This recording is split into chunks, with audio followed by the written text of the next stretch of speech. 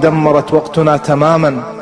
أصبح الرجل في بيته منطويا على جهازه، لا يكلم أحدا ولا يريد أحدا. والأبناء كذلك نفس المشكلة، أصبحت لديهم استقلالية، وأصبح كل منهم منطويا على جهازه، والزوجة كذلك عاكفة على جوالها.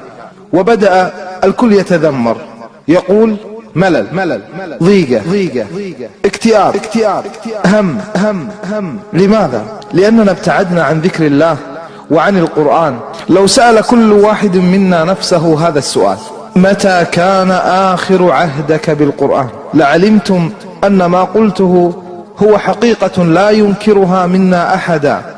في العمل تجد الموظف عينيه على جواله، في الطريق تجد قائد السيارة عينيه في جواله، في المناسبات تجد غالب الناس أعينهم في جوالاتهم، بل حتى في بيوت الله عز وجل ولا حول ولا قوة إلا بالله تجد بين الأذان والإقامة المصلي عينيه على جواله. إذن ما الحل؟ الحل أن نعود إلى الله عز وجل ولا نكون ممن قيلت فيهم هذه الآية. وقال الرسول يا رب إن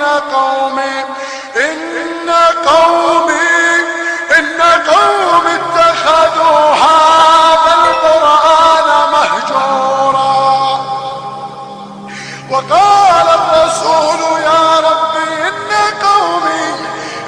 قومي اتخذوا هذا القرآن مهجورا.